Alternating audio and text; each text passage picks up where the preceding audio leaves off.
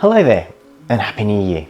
For those families whose child is going to kindergarten next week, I hope you have taken some time to reflect on your child's journey from the time they came into your lives right up until now.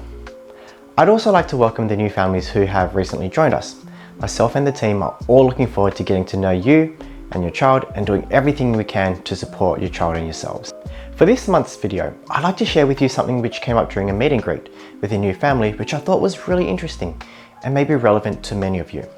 And that is the role that cultural background has on shaping our views on parenting, especially if you suddenly find yourself in a new country with a different view on parenting.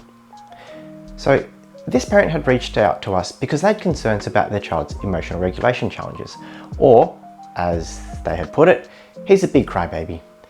After a few more questions, we learned that the child would mostly be okay with everyone except his mum. For example, he has the ability to eat perfectly fine by himself, except he would always ask his mum to feed him if she was around.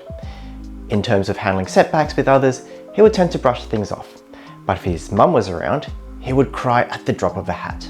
And she also mentioned that if she was home, he would refuse to leave her side, to the point that if she needed to use the bathroom, he would try to go inside with her, and if she insisted she use the bathroom on her own, he would stand outside and wait for her.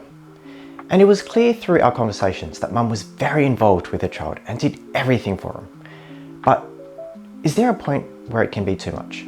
And is it possible for a parent to spend too much time with their child? Now, I don't know where you stand on this, but as I was having this conversation with this parent, I'm thinking about the core challenge that the parent had identified and lining it up with the fact that this parent was so heavily involved in tending to all his needs and wants. The root of this child's challenge, and therefore the strategy to help him overcome it, was clear as day, right?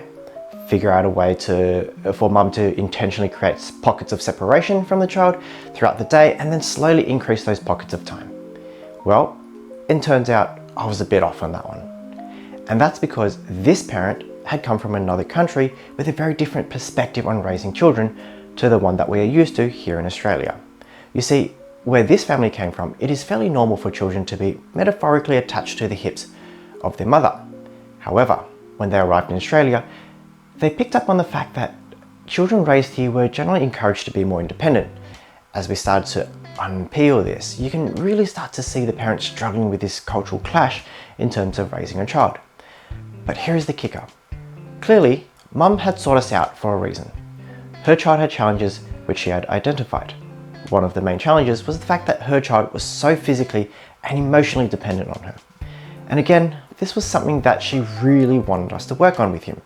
And yet, when I asked her if she had the freedom to choose between the parenting ideals that she grew up with when she was back in her country and the ideals that are generally encouraged here in Australia, which one appealed to her the most? And she chose the one she grew up with. The real challenge for her was the fact that children that she could see around her right now and what the educators, professionals and other parents had told her were important about child development really got to see her child's behaviours in a different light. So when it comes to supporting this child and his family to overcome his dependence on his mum, how much of this particular problem is a genuine problem that requires addressing versus a problem that only exists because they now live in a different country with different views on parenting? For the most part, this is something that only the parent can answer because her views and what she puts into practice needs to be congruent. It's the only way that any strategy can be used effectively. And I chose to talk about this particular story not because there is a resolution to it, but because I'm hoping it will get you thinking about how your own cultural background may or may not be shaping your parenting practices. Is this something that you are actively aware of, or has it been working at a more subconscious level? If you had something more to add about this, please reach out to myself and my team. Understanding the role of culture on parenting practices is something that we find fascinating and is absolutely crucial for us to be aware of because it helps us better understand the rationale for decisions that parents make, and it will also shape the kind of strategies that we would recommend as well.